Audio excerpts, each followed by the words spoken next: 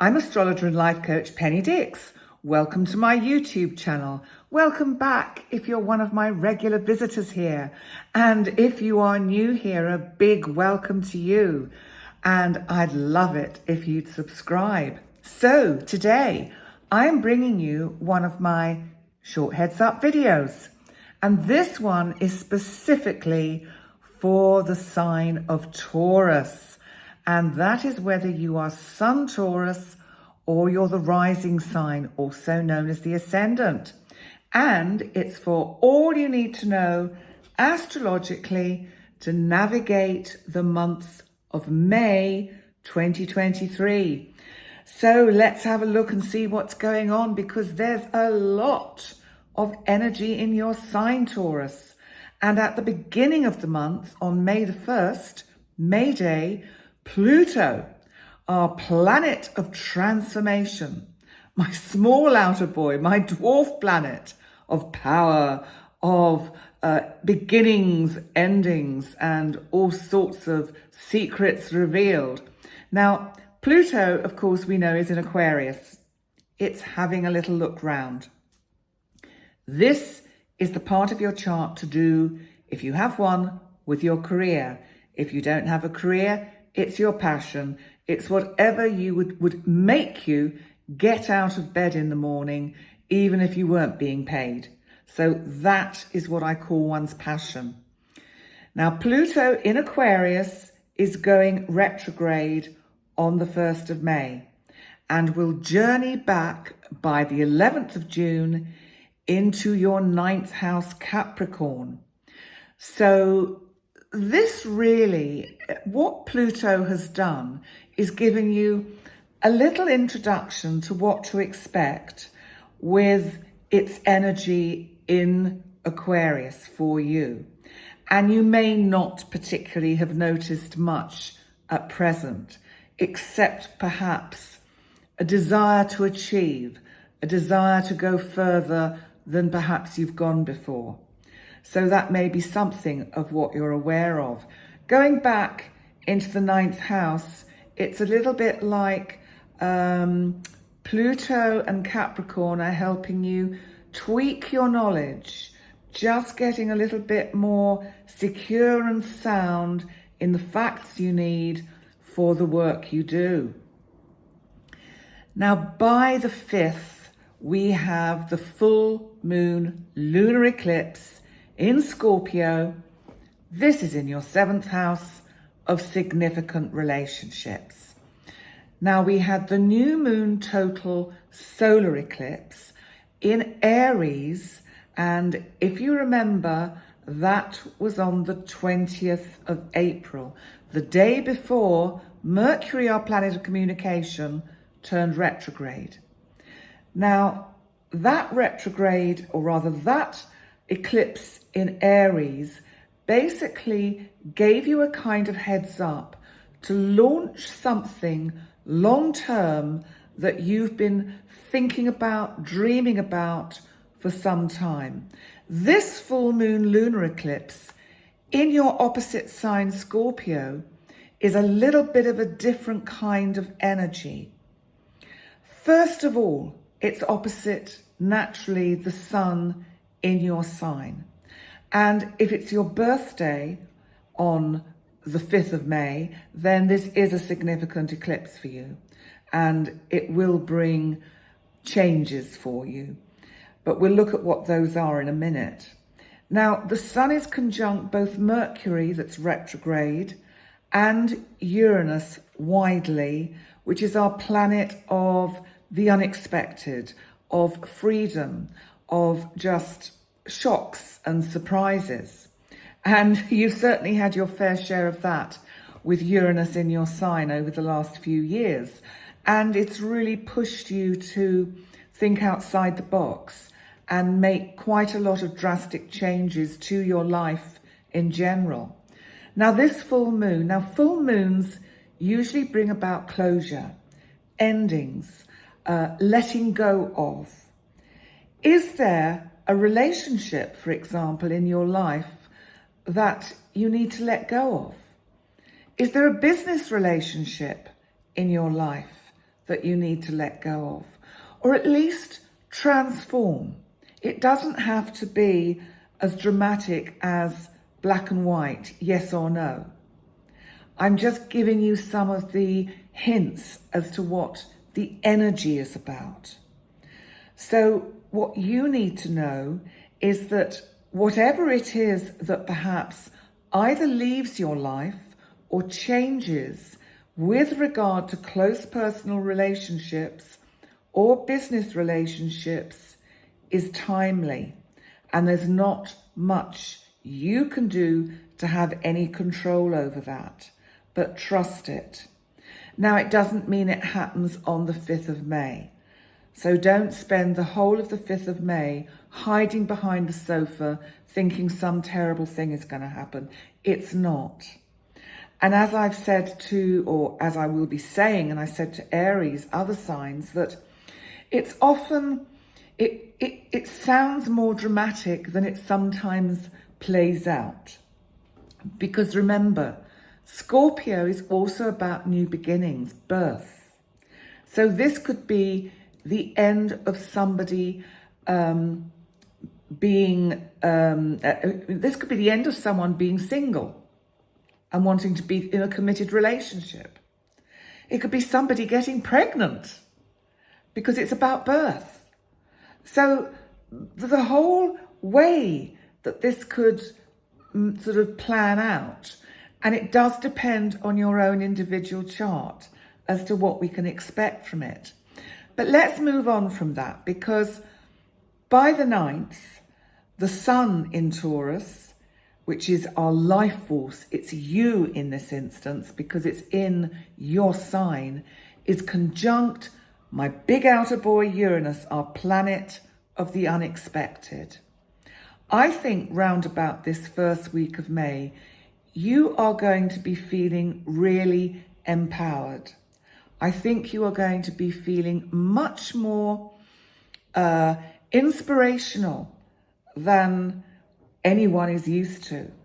I think you are going to be making changes and decisions to the way we see you, the way we look at you in quite a big way. Some of you may want to make dramatic changes to how you look.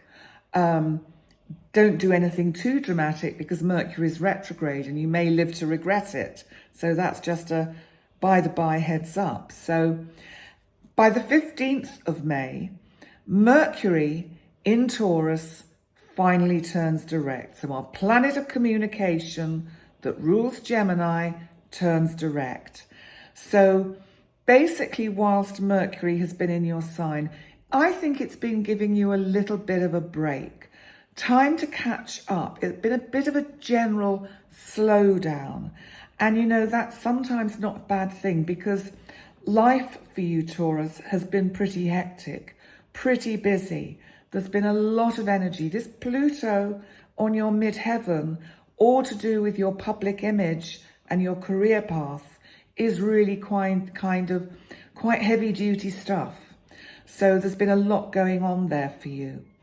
Now the 16th, Jupiter, our planet of expansion, opportunity, luck, is going to move into your sign Taurus.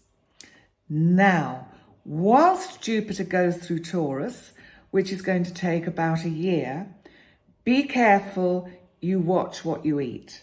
Because Taurus, you love your food. You do love your luxuries. Please be careful. This is also a note to self because I am Sun Taurus. And in fact, the 16th is my birthday for any... I know some of you have asked me what my sun sign, my moon sign and my rising sign. So I'm Sun Taurus, I'm Leo ascendant and I'm Pisces moon. So May the 16th, I've got Jupiter coming into my sign. So that's a really nice energy to have. But it is for all Taurians. It's going to bring opportunities for advancement and of really big kind of lucky breaks. So as long as it's nothing that's no broken bones, we don't see that as a lucky break. Although sometimes, no, that's another story for another day. Because I did break my ankle and it turned out to be a very, very timely and good thing that happened to me. But that's for another day. I'll stop wittering now. By the 18th, Jupiter in Taurus starts squaring Pluto, retrograde in Aquarius, in your house of work and career. So whatever is going on around the middle of the month, really, be careful you don't see it out of proportion. There may be opportunities coming up that seem too good to be true. The probability is if they seem too good to be true, then they are too good to be true. Slow down, take a breath, take a step backwards. Use that energy of Saturn in your 11th house to just slow down with any projects and ideas you've got that you want to launch, and you'll be glad you did. By the 19th, we have the new moon in your sign, and that is just, it's always lovely when we get a new moon in our own sign, in our first house. Now, if you do want to make some changes, then use this new moon energy if you want to change your wardrobe, the way you look. Just, as I say, at the back of your mind, keep in mind that Mercury is still retrograde, so nothing too drastic. By the 21st, Mars, our planet of action, energy, assertion, in Leo, in the part of your chart that is to do with your home and family, is opposite retrograde Pluto in your 10th house Aquarius. So there could be a sense of you overdoing it a bit, that there are things that you want to do with your career, and it's just that things at home, or you in a sense are your battery has wound down and you need to take some time out to just recharge your own batteries. Note to self again, pace myself, take it easy. All of you Taurians, pace yourselves, don't rush at things. So, and the 23rd, Mars in Leo will then square, which is a hard, challenging angle, Jupiter, of course, that's in Taurus. So that is like, just be careful with, as I say, don't overextend yourself, Taurus. I know as a Taurian, and I think there are other Taurians like this, I can be a bit clumsy and I, stub my toe, knock into things. And there's just something for me about this energy, about be mindful where you're putting your feet, look where you're going, slow down. There is a big message this month for all of the signs about slowing down. On May the 25th, we have a big astrological kind of event, which I will do a separate heads up about, because basically it's a grand cross and it's between the energies, it's fixed, and it's between the energies of Mars in Leo in the 4th for you, Taurus, so that's your home, the North Node in your sign, so that's in Taurus, your career house, the 10th house, Aquarius, where Pluto is, Jupiter in your first house, and that is conjunct the node, and the South Node in Scorpio in your house of relationships in the 7th. Now, fixed energy and a grand cross, which is almost like, you could also call it a grand square, is really saying this is not the time to make drastic change. However, the full moon that came at the beginning of the month is urging you to perhaps make dramatic changes. Stop. Take your time. This fixed grand cross is there for a reason. And the reason is to give you time. So take a step back from anything major. You know what? There is plenty of time. And if there are blockages, obstacles, if there are things that are just being delayed, like with the Mercury retrograde, say thank you, universe. Thank you for giving me this time to reflect and see if there is something I've missed. And you know, if you did perhaps injure yourself, I'm not talking about in a serious way, but that Mars square Jupiter, which is what happened to me when I broke my ankle. It was actually like the universe needed to give me a sign to stop, because otherwise I was going to follow through on a decision I'd made that actually would not have served me well. And it was only because the cosmos made a dramatic decision with me to really slow me down that at that absolute instant when I broke my ankle, I knew in that instant, I won't be doing that then for at least a year, because I've broken my leg before and I know how long it takes to recover from these kind of accidents. So I just give you that story as a sign that Taurus, this month, just let it tick over. Let your work tick over. Do what you've got to do, but don't kind of get too caught in it. Now, finally, before I finish your reading, Jupiter in your sign is going to be good. You're going to have Jupiter here for a year. And on the 27th, it's going to be conjunct the North Node, which is, it's the collective destiny, but for you, this is your destiny. The opportunities are coming. Be patient and trust that it will come when the time is right. So on that note, Taurus, I want to say thank you so much for coming to join me for your short heads up video for the month of May. Please remember to like, comment, subscribe, comment, all those things, share. And thank you to all the new subscribers. Thank you so much.